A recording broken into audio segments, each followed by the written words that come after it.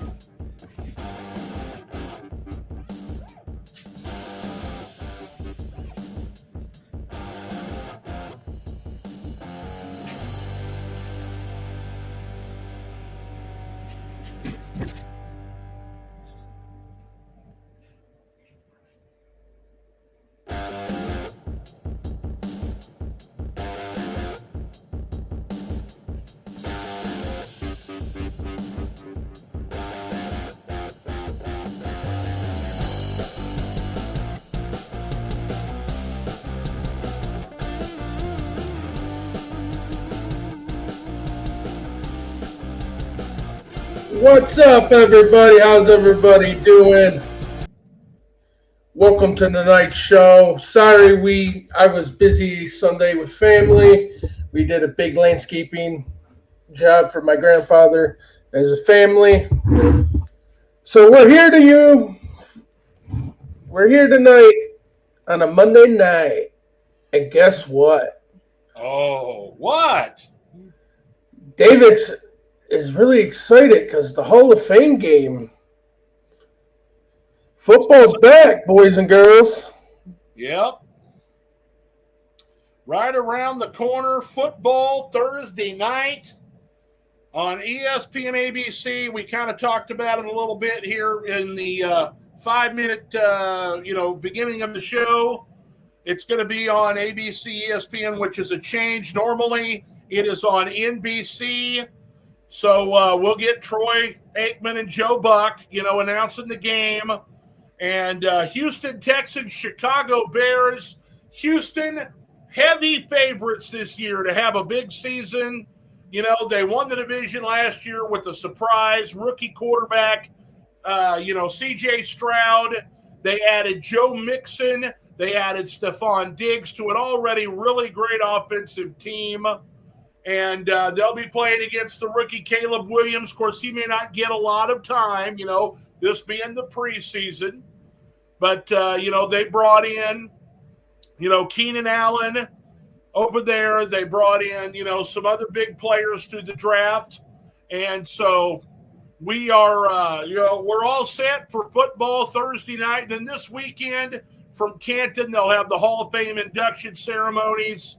But this is the last Thursday till like January before we don't have, a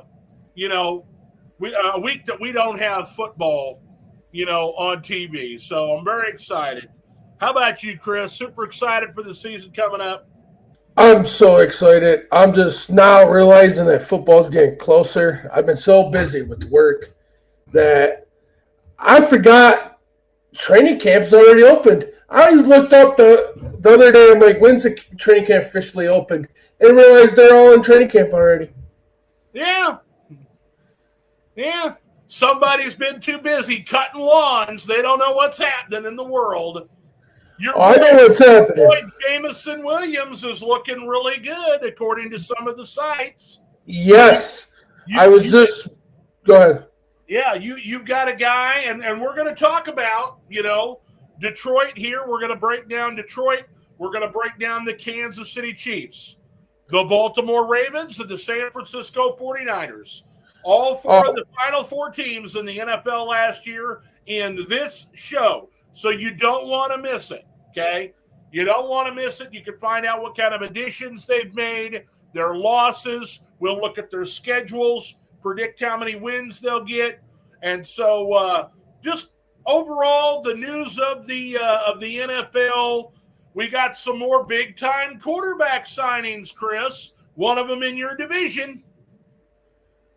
Yes, we did. What I was going to say is I was going to start with the J-Mo. The highest paid player. Yeah, he is.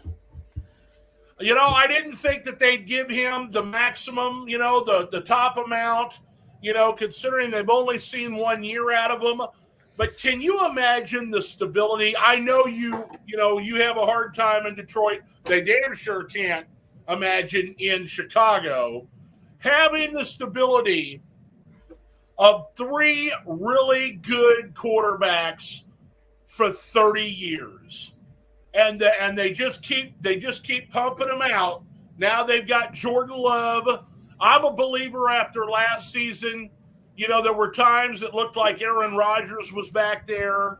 Of course, they had Aaron Rodgers before Love, and then Brett Favre before that.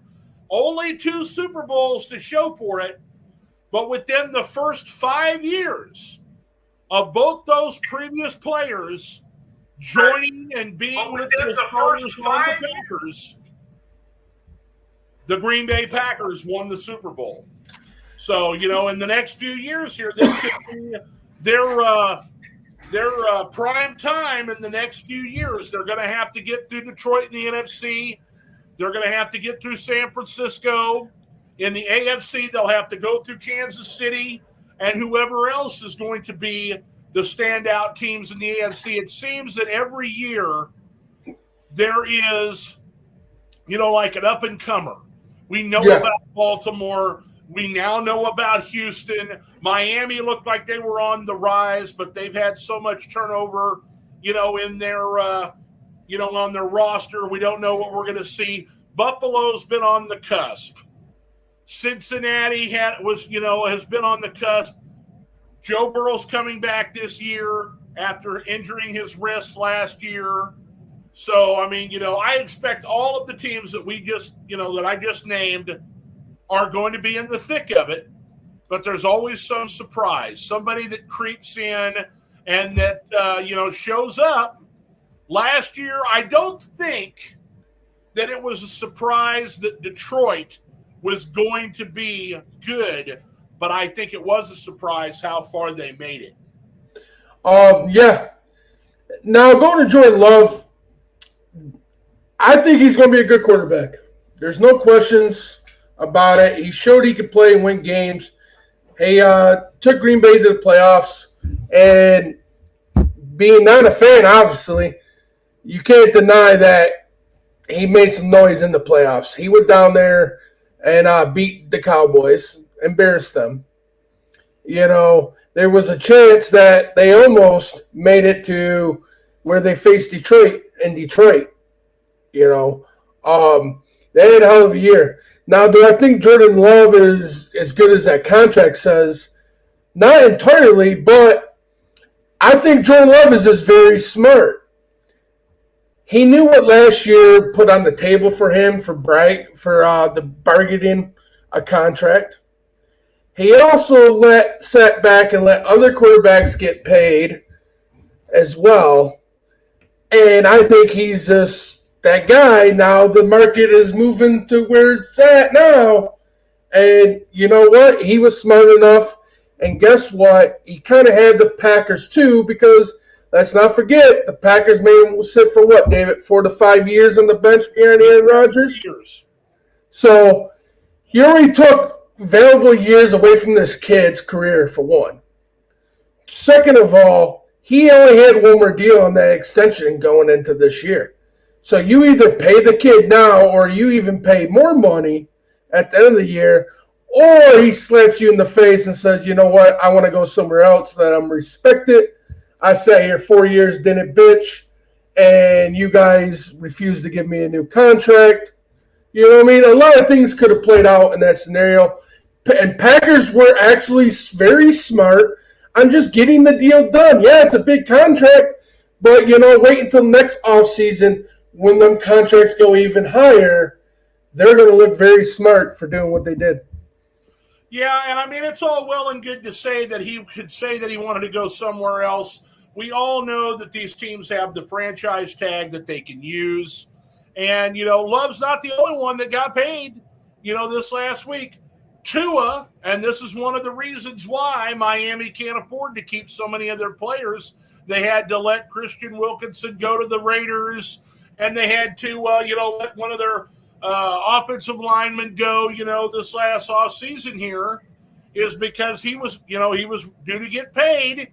Now, he did not get top of the market, but he's still top 5 when it comes to his salary, average annual salary. And so, I think that it's a good thing for Miami because they have their franchise quarterback. I'm concerned about him being a little bit brittle. He showed up in the OTAs and had lost weight. He was real slender. After last year, he bulked up because he was taking a pounding. Now he's slimmed back down. Is he going to be able to take the hits? Because eventually you're going to get hit. The quarterback gets hit in the NFL. They pay these pass rushers big money for a reason.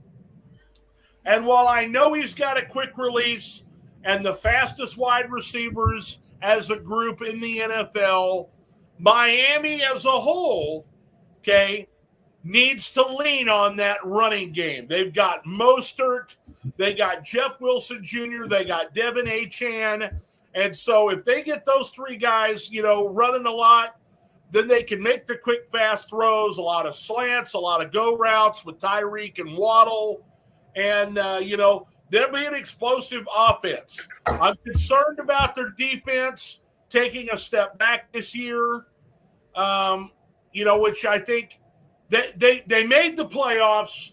They had to go to Arrowhead in that chilly game on Peacock where it was the coldest game ever at Arrowhead Stadium. And you could tell they didn't want to be there, okay? You could tell they didn't want to be there after they got beat by Buffalo in Miami, the final game of the season.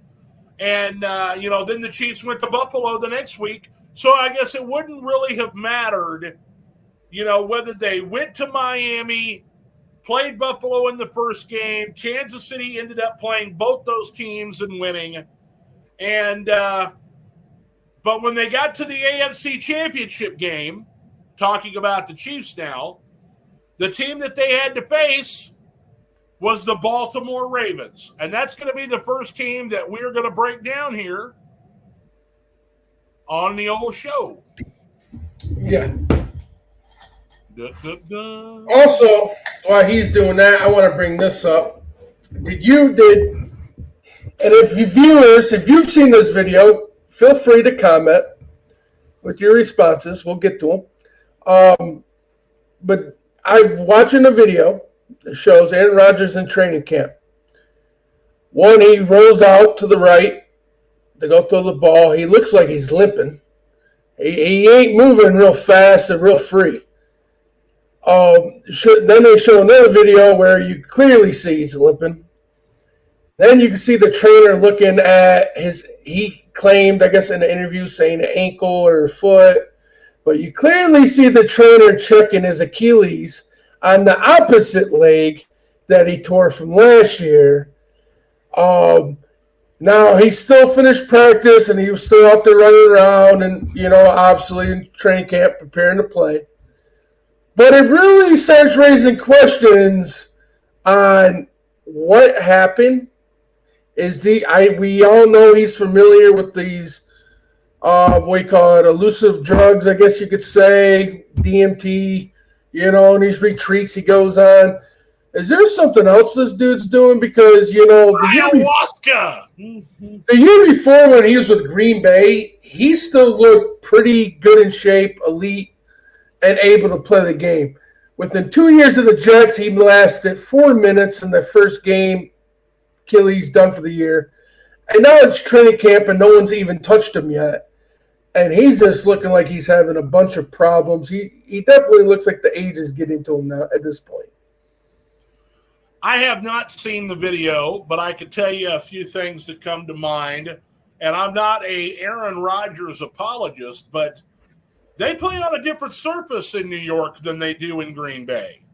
Green Bay's got that natural grass field, whereas, the Jets are playing on turf. And so, that could have some, problem there. It could also be that, he hasn't done the off-season workouts and rehab like he should have. And so he's going to be stiff and sore. We knew when he was in Green Bay, he wasn't interested in participating in the off-season programs. He'd show up to training camp, after not participating in any of the voluntary or involuntary workouts. He hasn't met any of the new players that are on his team. And I'm not sure if that's still the case for the Jets, because if it is, it's been kept real quiet. Well, I know he was fine. Hush, okay? That he, whether or not he has been around everything that he was supposed to be around, that he's participating in everything that he's supposed to participate in. And so, for me, I do not expect a lot out of the Jets this year. I would be surprised if they made the playoffs. I don't have them in the playoff hunt. I expect them to be, mediocre at best. just an average NFL team. They'll get some victories, especially against New England and we haven't broke down the Jets schedule, but I can look it up and tell you, who they're playing this year and just give you a quick, rundown of basically what I think that they're going to accomplish this year. They brought in some players, they got Hassan Reddick that they brought in on the defense from Philadelphia, but he's holding out for a better contract. And so that's not going to do them any good. Defensively, they're stout. They were stout last year. They're stout this year. But they didn't really add any offensive weapons. They have done some things with their offensive line. They traded for Morgan Moses from the Baltimore Ravens, which is the first team we're going to break down here shortly. But the Jets, their schedule is the following, and it's not an easy one. They start out on the road at San Francisco on Monday night. Look for a slaughter, okay? Then they're going to go on the road to a new and improved Tennessee Titans, and then a Thursday night game against New England. I'm not sure, based on it's a short week, coming off of back-to-back road games and then a short week at home, that they could beat New England in the first game that they're going to play them. And so, they're going to play Denver. They go to London to play Minnesota. I don't see them winning that game. Buffalo on a Monday night. Then they're at Pittsburgh, at New England. Houston comes in on a Thursday. The schedule makers did no favors for the Jets based on what I'm seeing so far. At Arizona, home with the Indianapolis Colts. I don't know what we're going to get out of the Colts. Home with Seattle and then at Miami, at Jacksonville, at Buffalo. They got the Rams at home and the Dolphins at home to finish up the season. I mean, 1, 2, 3, 4. If they're lucky, 5, 6, maybe 7 victories that I would count on. The rest is not looking good. I mean, Aaron Rodgers would have to play out of his mind. The defense will have to cause enough turnovers to help the offense. Just not looking real good in my opinion. And especially if he's injured. If he's injured, they're fucked. They got it now. They brought in a backup quarterback this year, which they didn't really have with Zach Wilson last year. And the backup quarterback is a decent one. He's a guy that is very serviceable in Tyrod Taylor. He's mobile. He's accurate. He's a gamer. Hell, I think they win more games with Tyrod Taylor at quarterback than they will with Aaron Rodgers. And he's familiar with that turf. Yeah, he played for the Giants last year. So, anyway, let's get to the Baltimore Ravens, my friend. Let's go, Baltimore. Baltimore won the AFC North last year, and as you can see, they didn't do a whole lot when it comes to their additions. A lot of losses, but they're counting on the players that they did bring in and the draft picks that they have made, and Baltimore is known to have real good drafting. So, you got Josh Johnson's going to replace Tyler Huntley as the backup quarterback.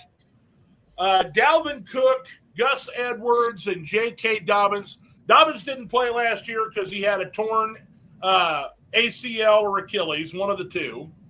Edwards was the leading rusher, and Dalvin Cook was brought in basically for the playoff run. So real no loss there. They turn it over to future Hall of Famer Derrick Henry, who comes in from Tennessee. I think that I'm worried about their offensive line. Okay, and we're about to drop them. Look at the offensive linemen that they've got. They lost Kevin Zeitler, which I believe you guys signed. Yes, we did. They traded Morgan Moses to the Jets, so they're giving their good players away on the offensive line. John Simpson and Sam Mustipher, quality backup players, and they brought in Josh Jones. Now, they did draft Roger Rosengarten in the second round, and I expect he'll be a starter for Baltimore. But, I'm concerned about this offensive line because that was basically the strength of the team that allowed them to run the ball for the kind of yards that they've been running the ball for the last several years. Now, Derrick Henry is a different animal running the ball, but he's 30 years old, and he's got a lot of wear and tear from his years in Tennessee. So I expect he'll get 1,000 yards. It's hard to not get 1,000 yards now that they're playing a 17-game season, But a lot of running comes from Lamar Jackson. He lost Odell Beckham Jr., one of the wide receivers. They bring in Deontay Hardy, but he's just there to replace Devin Duvernay. He's basically the return specialist. The big loss defensively, Patrick Queen leaves from linebacker, goes to the Steelers. Jadeveon Clowney leaves. He has been going from one team to the next the last several years. He ends up in Carolina. But Tyus Bowser's out the door. And then, you got a Pro Bowl safety in Geno Stone. He's gone. Darryl Worley is gone. Ronald Darby is gone. Rock Ya-Sing, they're gone.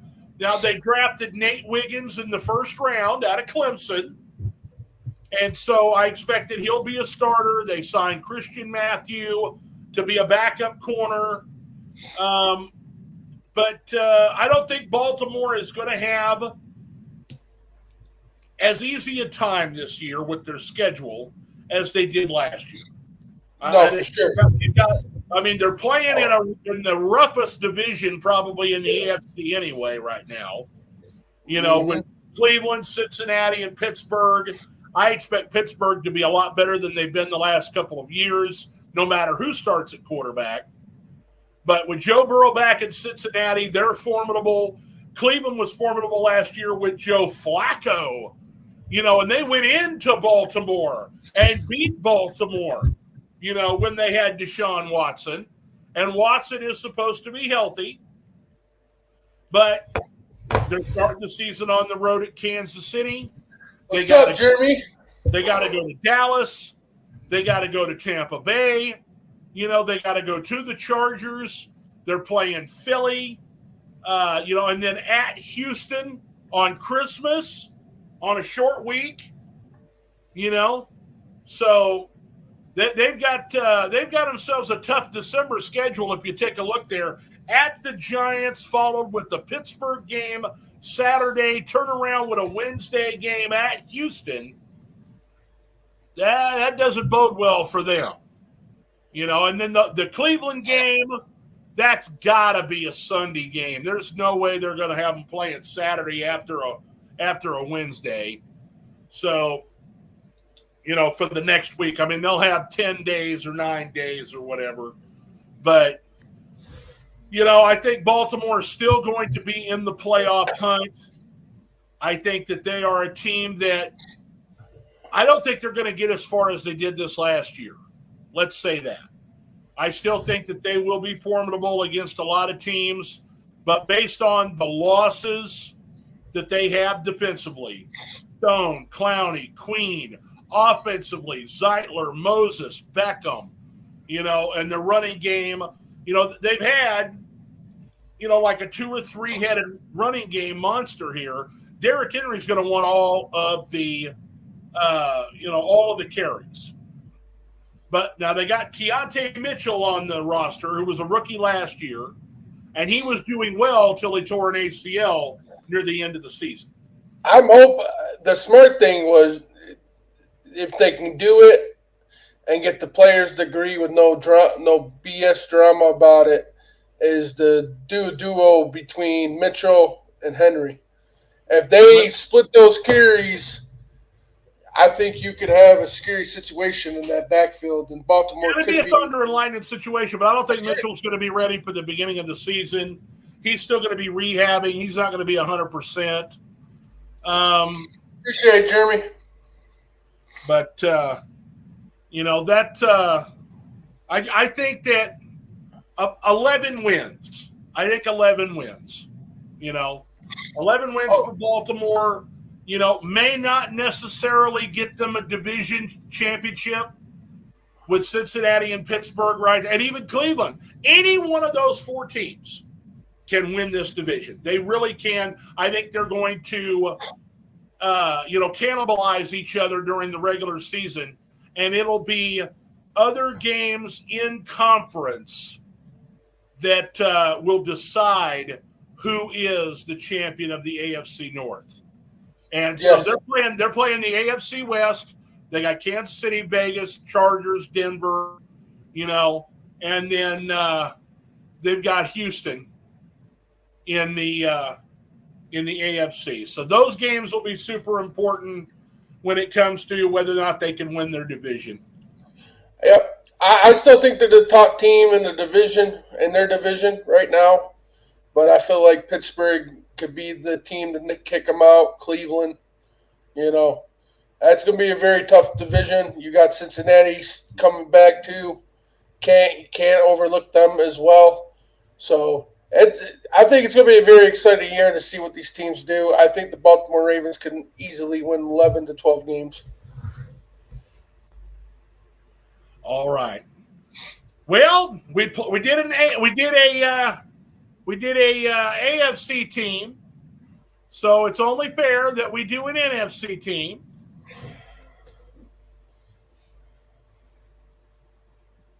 So here we go.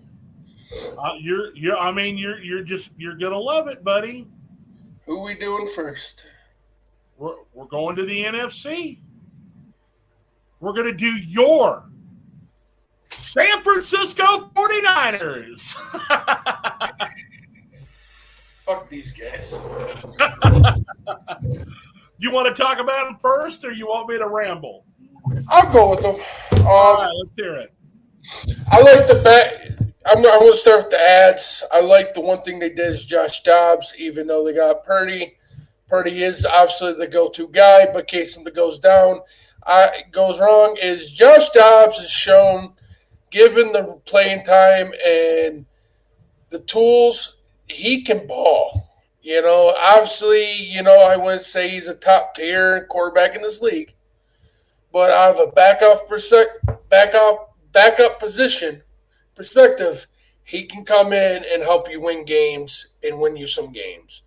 I thought that was a great ad.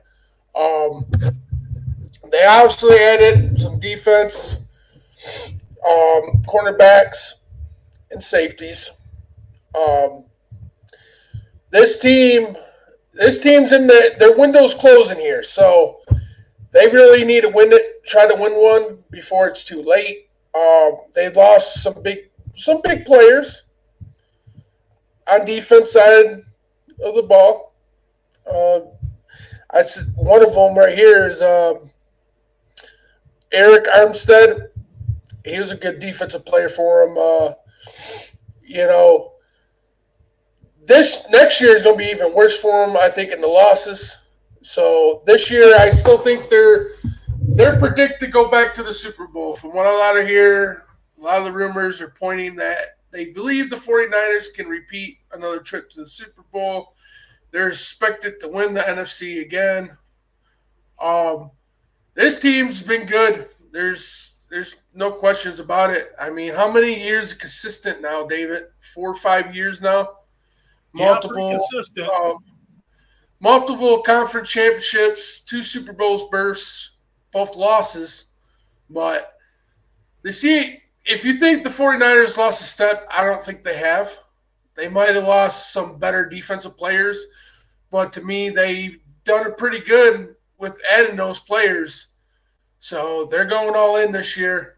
I think they still win their division. I still think that the team to beat in that division, and I think the only team that you could really say that could compete with them this year would be the Rams. Yeah, I mean, in that division, I agree. I think that with Seattle, having a new coach, they're going to have it'll be a little bit of growing pains. I'd be surprised if they came out and really shined enough to take the division away. I expect Arizona to surprise some people.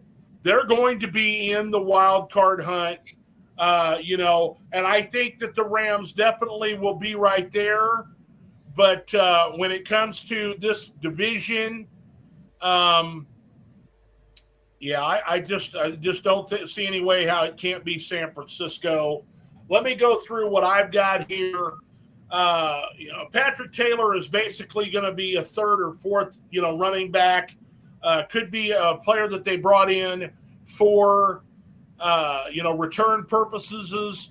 They have Elijah Mitchell. They've got, Christian McCaffrey. Saubert comes in and replaces Charlie Warner, who left in free agency. And he's a solid tight end, more of a blocking tight end than a receiving one. All of the receiving tight end basically goes, to Kittle anyway. But defense, they brought in some players on the cheap, but they're older players. They had to go to older players because they can't afford to pay some of these younger guys that are more valuable. Chase Young came over in a trade, basically midseason from Washington. He ends up going to the Saints. Cleveland Farrell started the season there, former Raider, and he's gone. Armstead goes to Jacksonville. Kinlaw was a disappointment, and he ended up with the Jets. But he was a disappointment after being drafted. Sebastian Joseph Day kind of was one of the rocks in their rotation at the defensive tackle position. So he'll be a bit of a loss. Safeties, safeties are a problem. Yes, my son. Yeah, go ahead. And, so safeties are a bit of a problem for them. They bring in Eric Harris Jr. I think that, he'll just be part of a rotation. But, Malik Collins at defensive tackle, Leonard Floyd to pass rusher. Does he have anything left in his tank? You pair him with Nick Bosa. Are they going to wreak the kind of havoc that we have seen the 49ers, provide over the last several years? Now, they did bring in a young linebacker in Devontae Campbell, from the Green Bay Packers. And so I like that pickup for them for sure. But, there's turmoil in training camp. Your Brandon Ayuk did report, but, they drafted Ricky Pearsall to replace basically one of these wide receivers. Are they going to trade away Deebo Samuel? They have no intention of trading away Brandon Ayuk. But if they were to get an offer, from somebody that's what they're looking for, the 49ers will have a very smart front office. They're the NFC version of the Baltimore Ravens when it comes to their drafting, when it comes to, making deals here and there to, fill in the places and not hurt themselves with the salary cap. Of course, we know they're, like you said before, they're going to have to pay Brock Purdy next year. And if Tua is getting $50 million, Brock Purdy's getting $50 million. And for all these people who want to talk shit on that, to me, this kid has deserved it. Yeah. He's done everything. He even got hurt, went through the offseason, comes back and starts every game for him, up until the meaningless Week 18 game against the Rams where they let Darnold play, But, I just think that they are still the cream of the crop in the NFC until proven otherwise. Agreed.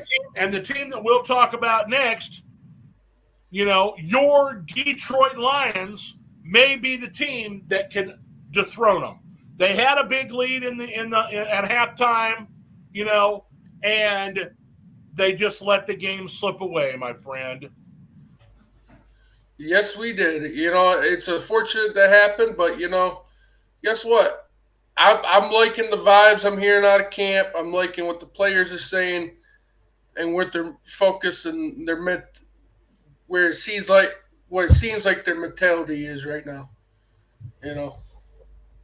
So here for everybody that's here because of the Detroit Lions, here is your Lions breakdown. My man, Chris, take it away. Here we go.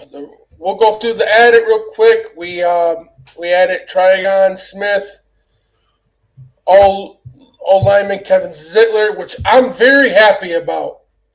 One thing I was happy about is can't even think of his name right now.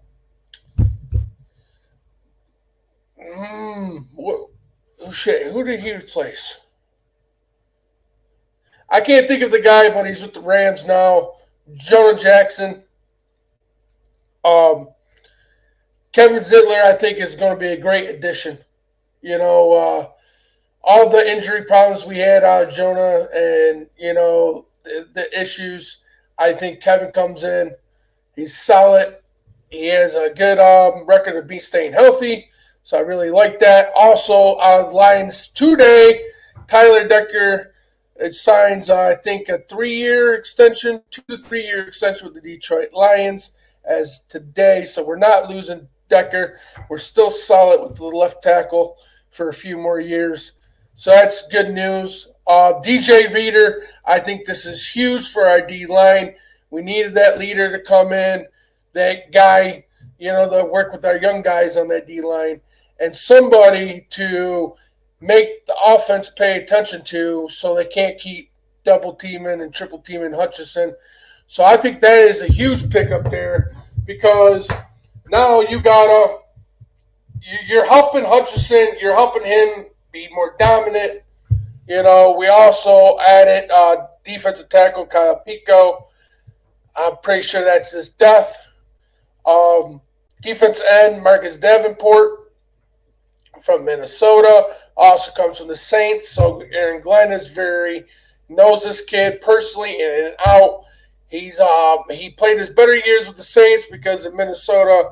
I'm pretty sure he was only on a 1-year deal with Minnesota last year, and unfortunately he tore his ACL and was out for the season. So he didn't really get much of opportunity in Minnesota, but Detroit is welcoming him with open arms on a comeback year with this former defensive coordinator. So I'm pretty stoked to see how that plays out. Matthew Bettis, he came from Canadian Football League. But this kid, if you check his sack numbers and the numbers this kid's put up there, it is disgusting. He would be the best fucking player in the NFL with those numbers in the league. I'm just saying, so I'm not going to sit here and say he's going to be able to produce those numbers here because obviously, let's say this is the NFL. There's a reason it's the NFL between college or Canadian football. But I'm really excited to see this kid, and from what the couple rumors I've heard so far in camp is he's looked pretty solid. Carlin David III from Tampa, he's shown he can play great defense as a corner, physical, good in coverage. I'm excited to have him. Amac Robinson coming from the Las Vegas Raiders. If Greg's still watching, your former player, this dude's a dog. He's feisty, he's physical, and he can play. Dante Adams came out and said, we got a dog. I believe him. And I like this kid's attitude. Like he's seen a couple rumors. Should the Lions sign this cornerback or go after this guy? And he retweeted out there like, there's no need to go get that guy. They got me. So I like that confidence. and I'm ready to see him. CJ Moore makes a comeback to the Lions after being suspended for betting on football games. He was one of those guys with Jamison Williams.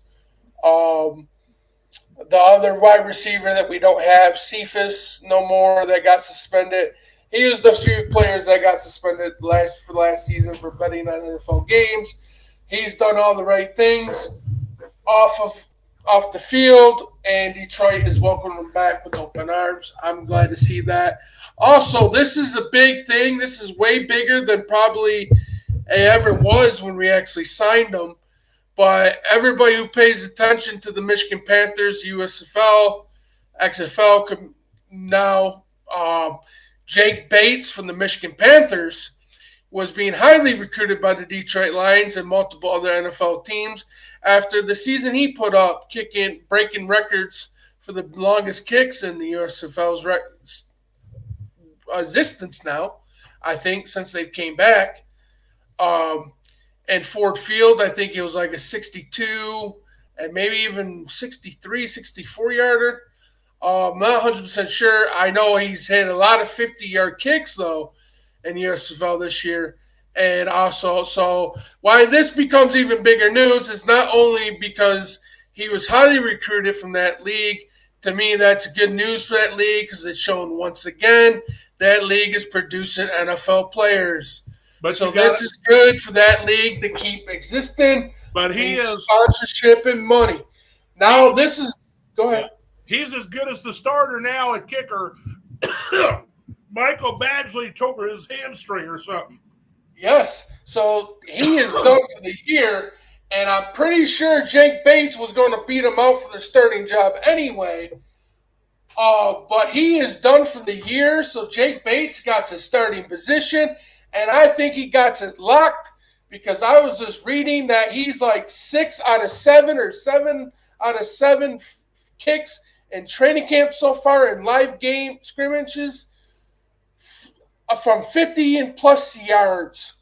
So now he's outside in the training facility kicking 50-yarders with NFL star players coming at him. So he's showing again that he does have a leg, and this is where it comes pretty crazy with this kid because this kid was a standout high school kicker for high school. He did not go to college. He did not play football in college. He just showed up to the Michigan Panthers and said, fuck it. I want to fucking try out and see if I can make the team. He made the team, and now the kid is in the NFL with no college experience, no nothing. So congratulations to that kid. I cannot wait to see him actually perform, and I'm hoping he could be the kicker because I don't know I know a lot of Lions fans with me that would remember, but David might remember. I always felt like the Lions were known for having badass kickers. I mean, we had Matt Prater, we had Jason Hansen. He owns the most scores in franchise history as a damn kicker, for crying out loud. But hey. That's a good thing. So our first round draft pick was Terrion Arnold, cornerback. We all know we need a cornerback. That was a solid pick. I was down there for that night. It was a good time. Second round pick, Ennis Rickenshaw Jr. We went corner back-to-back rounds, first and second. And from what I'm hearing, as Terrion Arnold had a couple rough days at practice, but he's catching on. Calm down, people. These kids are going to have a rough couple days at training camp because, they ain't going against any weak people. You got St. Brown. Here's a big rumor of training camp right now. You got Jamison Williams swinging. You got him balling out, they're saying. He's catching the long ball. Him and Goff have been hooking up left and right. They said he's talking shit to the defense. He's playing physical, emotional out there. Dan Campbell came out today and said this is the most confidence he's ever seen J-Mo have since he's got there in Detroit. I'm looking for a big year out of number 9. So if you think you got to worry about St. Brown, you got another thing coming because number 9's out there and he's fast. We all seen that. We lost Teddy Bridgewater to retirement. Jonah Jackson went to the Rams. Melt Nelson. Actually, yeah, we did. And then O-line, Holly Valley. They just wanted some money, man. I want to miss Verratti. I can't never pronounce his last name right. Uh, he was a good player. Didn't want to see him lose, but when they're getting older in the career, you got to justify where you put the money. That's why Zittler was a big signing. We got him for a hell of a deal to come over. That means we can shift our one guard over to take over the offensive guard of Jonah Jackson, left guard Jonah Jackson, and then we got Zittler to replace Vadi.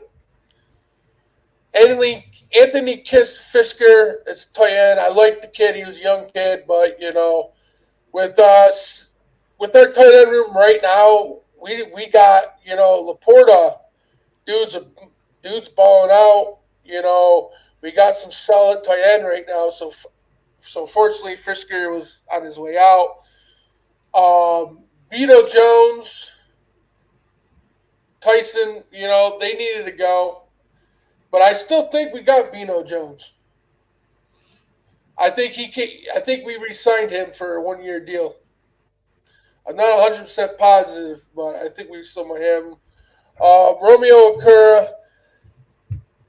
I liked having him and his brother here.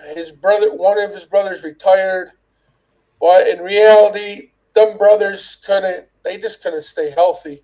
That was the bad part of it. So fortunately, they had to go. Pittman, he's a good special teamer, but gotta go. Jerry Jacobs, it was tough for watching me go. He was one of my first Lions from the new era, before Hutchinson, before this / draft, year. Jerry Jacobs from the first year was my player I really liked and followed. I liked he was a walk-on, undrafted free agent, made a starter. So I'm happy to hear, though, I believe he just signed a contract with the LA Rams. So I'm glad to see him still in the league and get another chance, because to me, that kid deserved another chance. We lost Cam Sutton. I've been on this show. If you go back on our old shows, David will vouch. I stuck up big for Cam Sutton back when Cam Sutton was getting trashed after the NFC loss. I had a whole segment on here proving that the dude was a good quarterback, but when you do something stupid, even though she went and got the charges dropped and all that, but when you do something that stupid and you don't take the advice from the team, you don't communicate with the team, you just leave the facility from the team and disappear, and they know you're running from the cops and stuff, that makes you're going to get cut. Because at that point, you're looking guilty. You're looking like you're not wanting to do the right things to protect yourself and the team. And that's why he's not aligned no more. And I'm not sorry. I don't feel bad for him one bit. He had a choice to make, and he made the wrong choice. Will Harris, he's floated around from starter to back up a few times. It was this time for him. Tracy Walker, same thing. I've always liked Tracy Walker. And I'm hoping he gets another chance, because I still think he's a free agent right now. And CJ Gardner-Johnson, I'm actually happy to lose him. I lost him. For one reason, that damn mouth. That damn mouth. Him waving goodbye to the fans and the 49ers, and then we go out there and lose the game in the second half. Like, you're at halftime telling the fans goodbye, dude. And then, when we need a score to get back in the game, what does the dummy go do? Takes a stupid penalty against Samuel, because him and Samuel have Twitter beef. That was so much more important. And then the funny thing is, all the shit talking he did against the Philadelphia Eagles, he goes right back to the Eagles. So here you go, Eagle fans. The guy that was talking mad shit about, he's your guy again for multiple years this time. You can have him. You can take him back. Yeah. Because, with these two cornerbacks we just drafted two young kids to replace him. And guess who's taking his spot as safety? BB. Brian Branch will go back to safety. That means Ernest Rickenshaw Jr. probably got a good chance of seeing the field as a starter as long as Terry and Arnold. All right, my turn. So you're not hearing about the fucking Chiefs, man. No.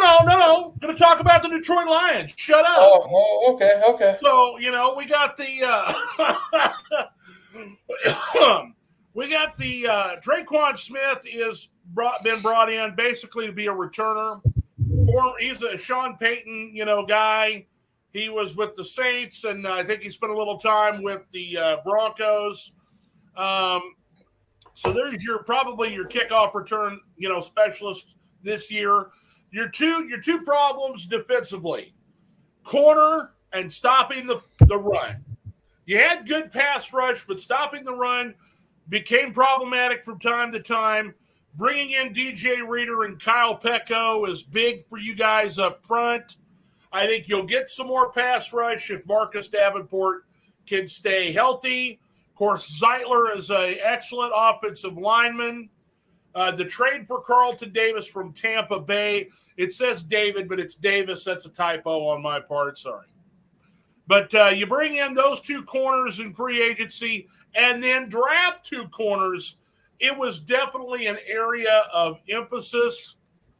They talked before the draft, the corners, all of them basically have the same skill set and everything, but yet they traded up for Terry and Arnold. So they were lying, as per usual, when it comes to, what they're going to do during the draft.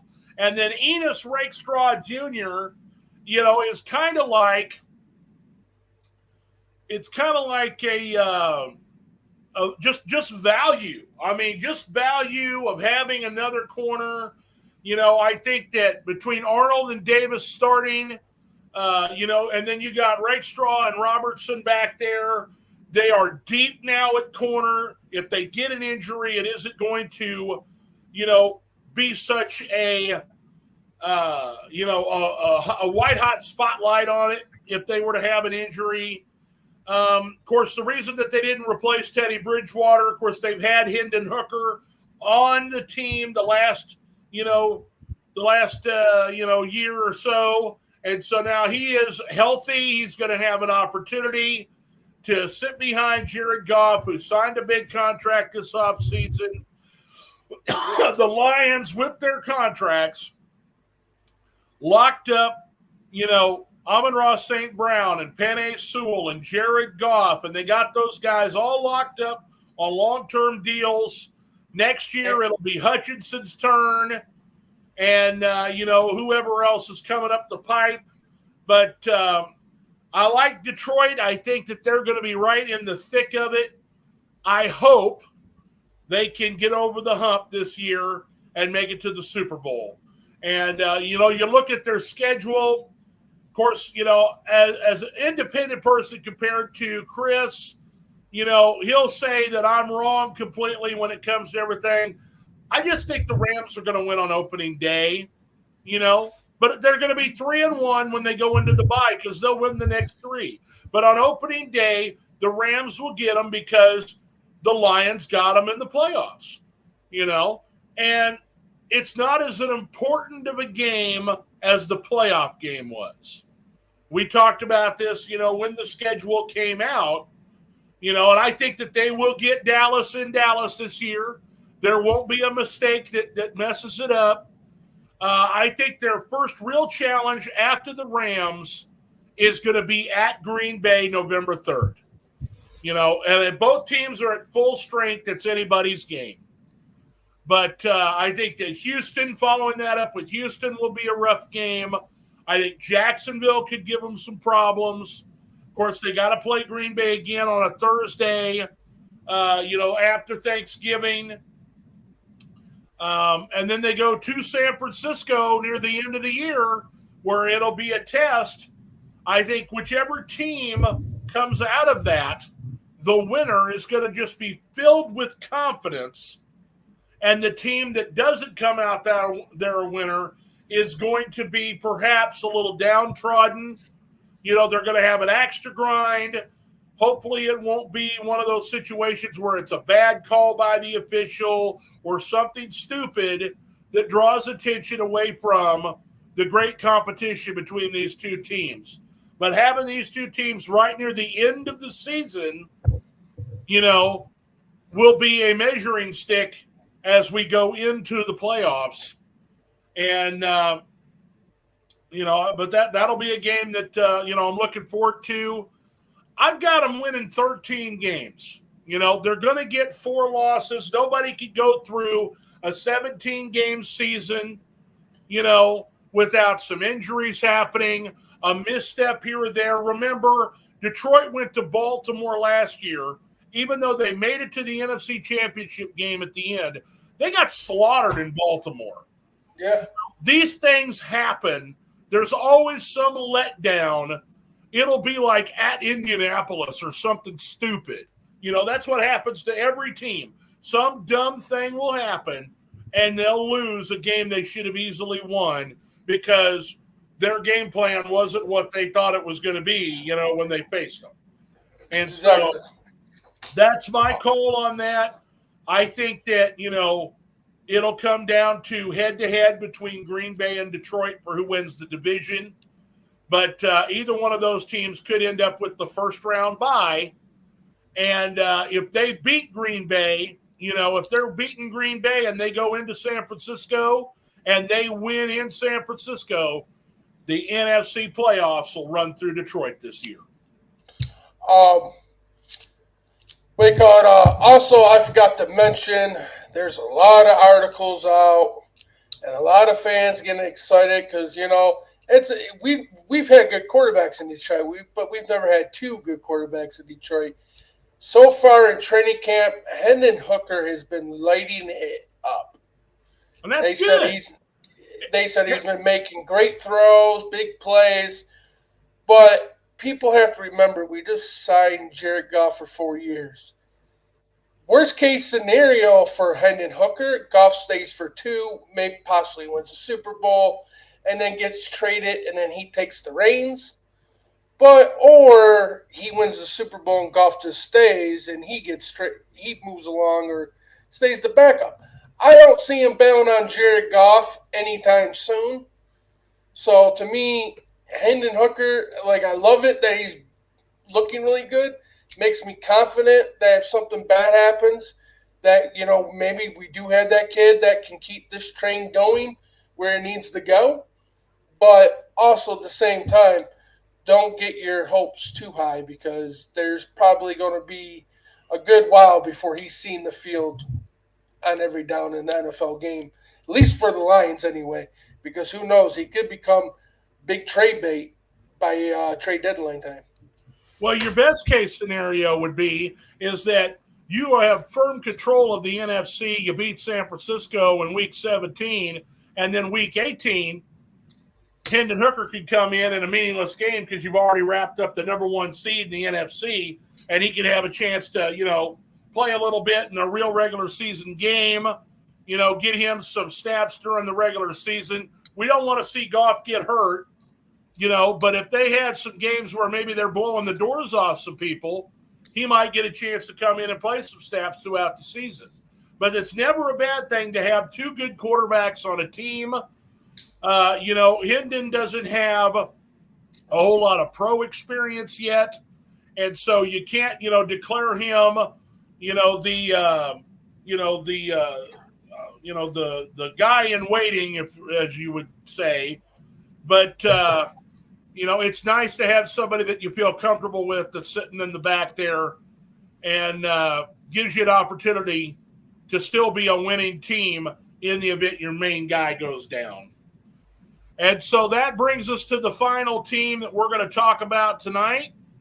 It's your two-time. Everybody, have a good night. We'll see you guys later. Yeah, that's right. Talk about Two-time Super Bowl champion, back-to-back, the Kansas City Chiefs, the team everybody in the league will be doing everything they can to try to prevent them from being the first team in NFL history to win 3 straight Super Bowls.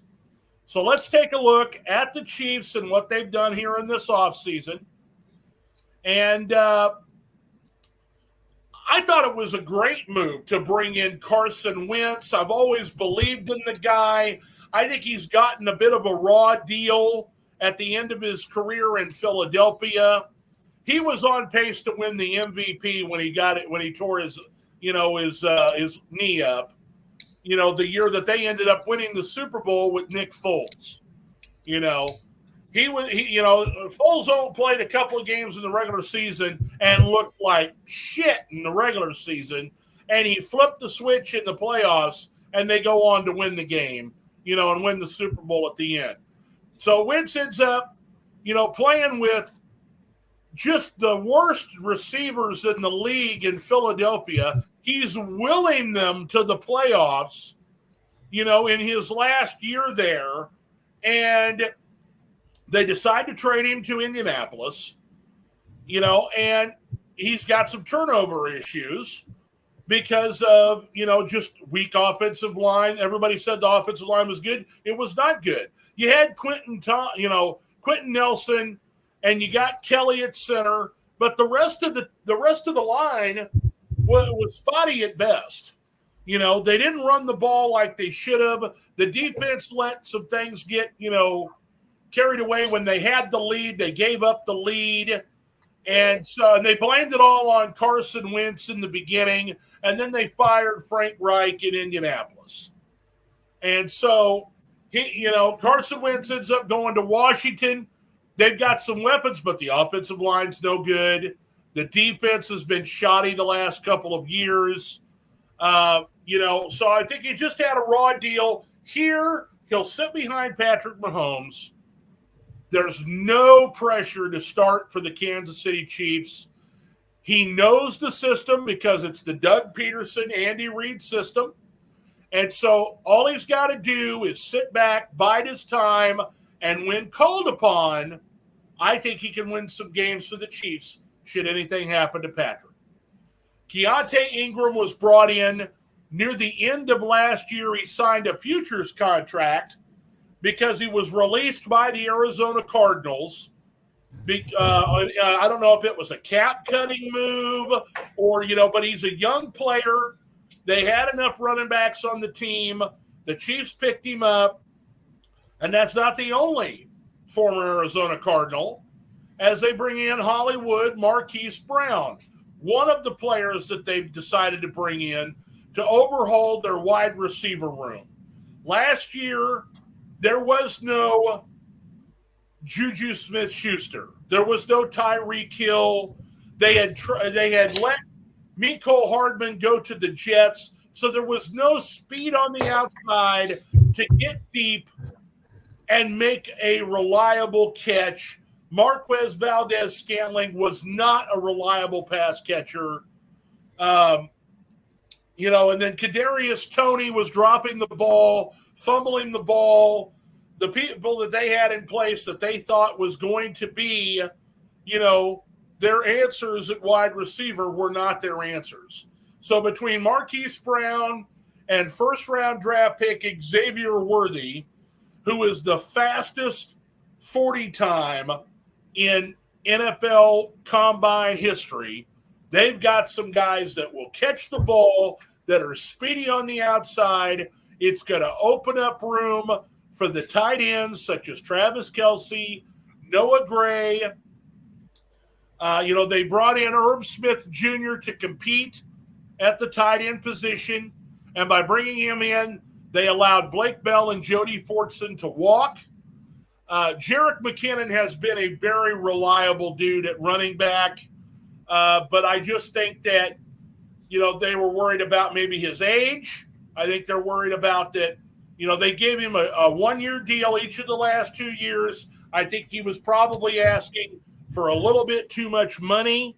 And, when you're paying Patrick Mahomes and Chris Jones, who got a fat new contract this offseason, they couldn't afford to keep L'Jarius Sneed. They couldn't afford to keep Willie Gay or Donovan Smith. So their offensive line has taken a little bit of a hit, but they still have the three dogs up front. They still got Tooney. They still got Creed Humphrey. They still got Trey Smith. Now they bring in second-round draft pick Kingsley Suamataia, who is the cousin of Penei Sewell in Detroit, by the way. It's all part of the family of this family that has been, sending their kids to the NFL for the last 15 to 20 years. They're all related in one way or another, these Samoan offensive linemen. And so, he's getting, some looks at both right and left tackle. And, now the one guy on the list here that I wanted them to keep was Mike Edwards. I thought he was a ball hawking safety for them. I thought he played really well, and he goes to the rival Buffalo Bills. So, that's the one guy that, I wish that they would have been able to keep. Nick Allegretti left as an offensive lineman because he was going to be able to stay a starter when, in fact, he's more of a, front line backup offensive lineman. The additions of Mike Pill Jr., Matt Dickerson, they bring in Kelvin Joseph at corner. But the one guy here that I'm really excited about to talk about is the fourth-round draft pick. We're getting a lot of news. Jared Wiley is a Travis Kelce clone. Okay? He's big. He's physical. He's got speed. He is a former quarterback, so he knows how to read the defenses. And I think in a couple of years, when, Travis decides to hang it up, they may have found their frontline starting tight end for the future. If they use them this year, of course, Noah Gray is ahead of him in the depth chart, so he's at best the third tight end.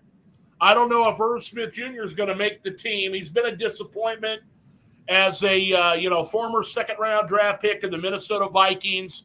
He played for Cincinnati last year on a one-year deal. They let him walk already. So, obviously he did not show them what it is that they needed to see, and the Chiefs are hoping to bring something out of him. But when it comes to the schedule, very difficult schedule. Kansas City's got to go on the road to San Francisco, to Buffalo, to Cleveland, to Pittsburgh. They got Baltimore and Cincinnati at home to open the season, but I wouldn't be surprised at all if the Chiefs lost their first two games of the year, working out, how everything's going to work with the new players that they've got. I think they'll rebound. They'll obviously win the AFC West. I'm not sure that they're up for, another first round, bye. They didn't have the first round bye last year. And a couple years ago, they didn't have the first round bye then either. Tennessee got knocked off. So I don't think that they necessarily have to have the first round bye. We saw this last year that the Chiefs can go on the road. They can win on the road and against the best competition in the AFC. Another 13-4, performance probably. 13-4, 12-5 at worst, as long as they remain healthy. The defense, with the defense plays close to what they did last year. Granted, they'll probably fall off a little bit with the loss of Willie Gay, who will be replaced on staff already by Drew Tranquill. The loss of L'Jarius Sneed, but they are deep at corner, and then they brought in Kelvin Joseph. Let's say that they take a little bit of a step back. They were allowing 17 points a game last year. Let's say they allow 20. But the offense that was, not in the top 5 this last year in offensive, touchdowns. They get these guys in here. They make big plays. If the offense reverts back to what it has been in the past and the defense plays up the step like they did last year, I just don't see how anybody could stop them from, making the big move and getting back to the Super Bowl. And so, I think that they're favored for a reason. Chris, what do you think? I mean, as much as I want to sit here and say you're just being a homer and it's all bullshit, the fucking writing right here is on the. It's right here. This team has not lost much. It's gained thanks to the Bills and their dumbass drafting. I mean, let's be real. The Bills take Xavier Worthy because of all the teams that needed a big wide receiver was the Bills. They don't take them, and they let the Kansas City Chiefs get their Cheetah Jr. all over again. So this offense might not be so easy to stop like it was this past year. Yeah. Yeah, looking forward to this. I mean, and I think that, like I said at the very beginning of the Chiefs breakdown here, I think having Carson Wentz is smart. I think he can be an adequate player in place of Patrick if he misses a few weeks for some reason.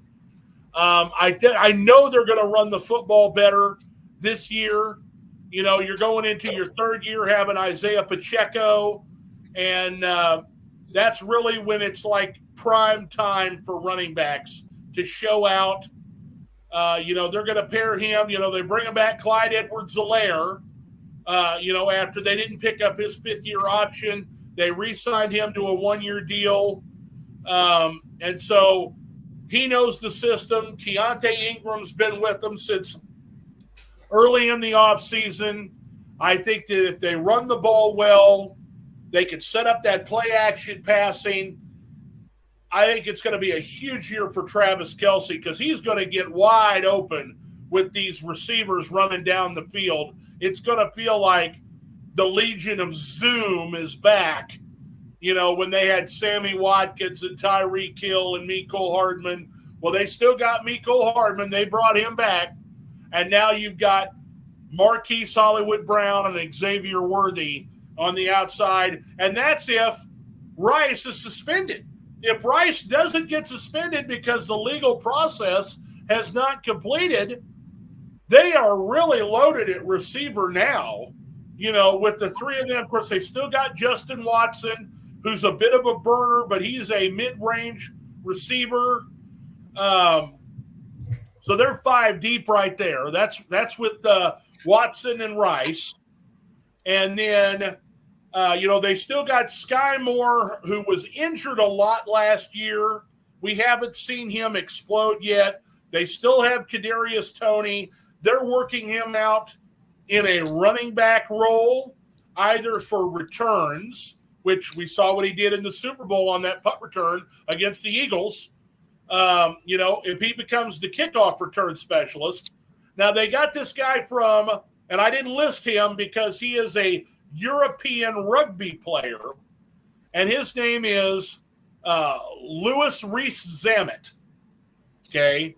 Louis Rees-Zammit is a big star over in England as a rugby player, and they've been working him out as a returner and as a running back. Maybe he only makes the practice squad, but, he's looked good in the clips that they have shown. And maybe they got a diamond in the rough they can afford to take a chance on having all the weapons that they do, here for Kansas City.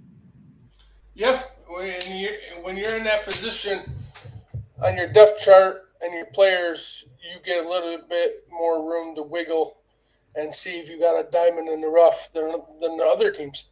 Because, so a lot of these teams, they need people who they know can perform. And when you're in the Chiefs position, you can be like, all right, who's that diamond out there? Well, and then so, taking another quick look at the schedule here for Kansas City. My thoughts are, like I said, 4 or 5 losses are probable. That's pretty straightforward. Not trying to, they're going to beat everybody. My concerns in the division are with Jim Harbaugh taking over with the Chargers. I'm not really worried about Denver.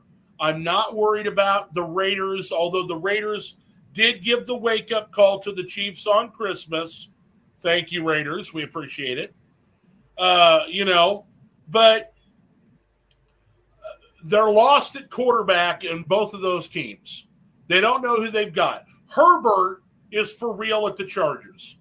And they are building the Charger team now under Harbaugh the same way he has built all of his teams. Offensive and defensive lines and running the football. They brought in both Gus Edwards and J.K. Dobbins from Baltimore, guys who are familiar with the way the Harbaugh brothers do business. And so I expect they're going to run the ball a lot more effectively. That'll set up the play action, for Justin Herbert. And, I know they gave away a couple of their big-time wide receivers, but, they drafted some other good players at that position.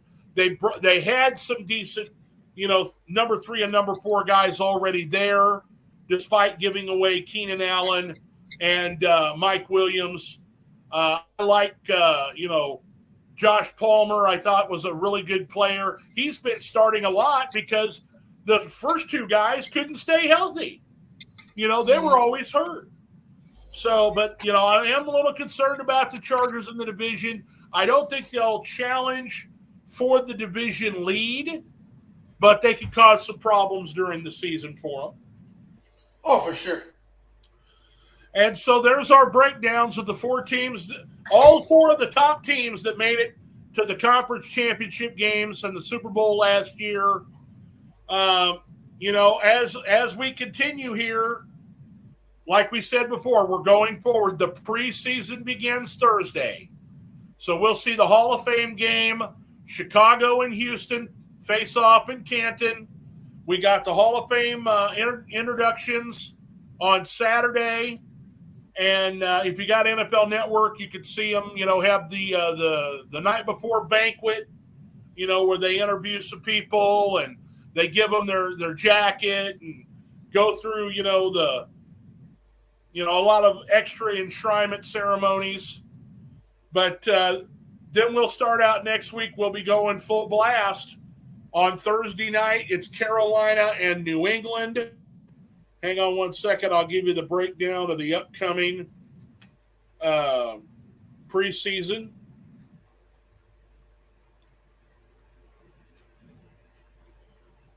Week 1 begins, the real week 1, after the Hall of Fame game on August the 8th. Carolina, New England. Friday night is Philadelphia at Baltimore, Atlanta at Miami, Houston at Pittsburgh. Saturday, we'll see Kansas City at Jacksonville. It is Detroit does not play until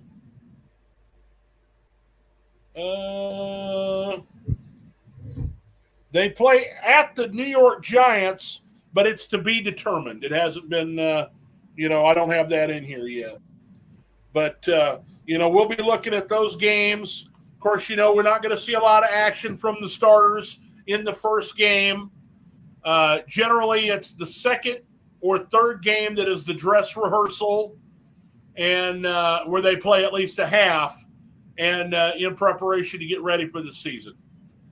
So, Chris, that's all I've got for now. It's been fun, buddy. Yes, it is. That's pretty much all I got to cover. You did mention how do you say his name from the Lions? He was our 6th-round pick. Okay, yeah, I was doing. We've heard a lot of good things down here. His name is Mekhi something. And I brought it up. I was going to list it. I was going to list it on, the breakdown page, but you have been busy and hadn't heard anything about him yet. But Let me find it here real fast. His last name's Wingo. Yeah, Wingo. That's right. I just get it. It is Mekai Wingo, defensive tackle from Louisiana, LSU. Played at LSU. Yep. According to what I have here, just a nice player for the Tigers. He steadily improved. He came back from a lower body injury, and that's why he was in the 6th round. They're worried he could be pushed around by a single individual offensive lineman. But we're hearing some good things down here about him. And so I thought maybe you had heard something, and when I asked about him, you were like, I don't know what you're talking about. But you said you were going to do some research. So what are you hearing, buddy? I did. And I haven't been listening to sports radio. Normally, I listen to the sports radio. I did for the majority of this offseason.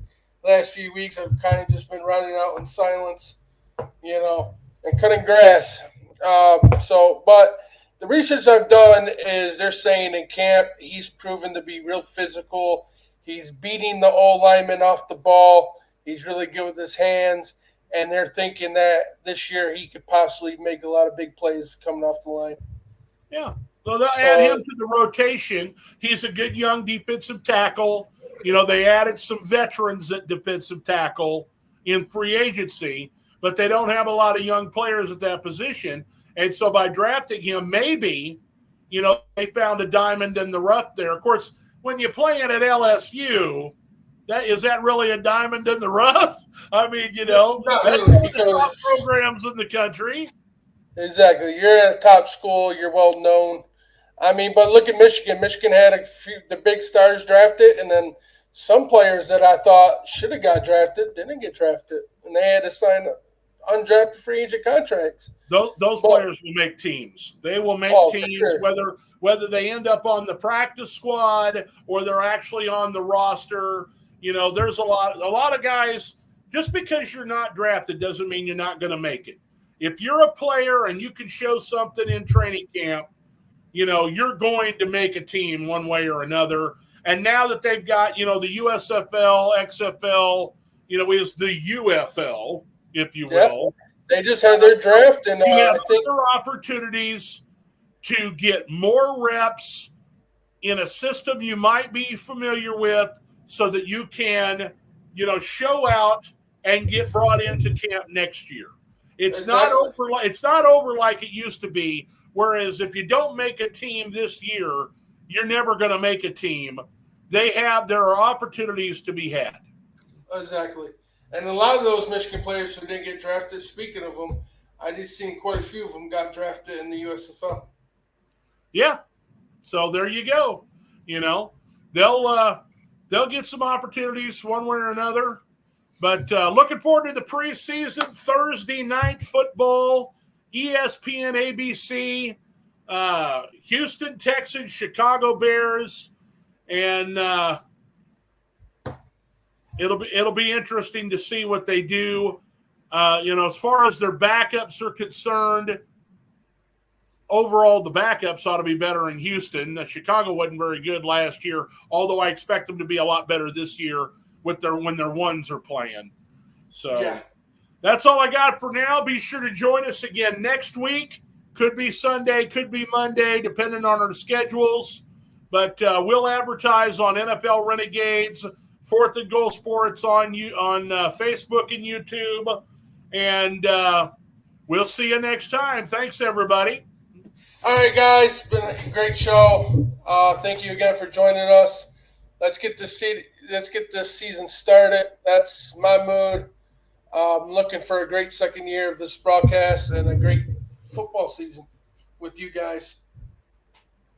So that's all I got. Until next week, we'll see you guys. Later. Good night.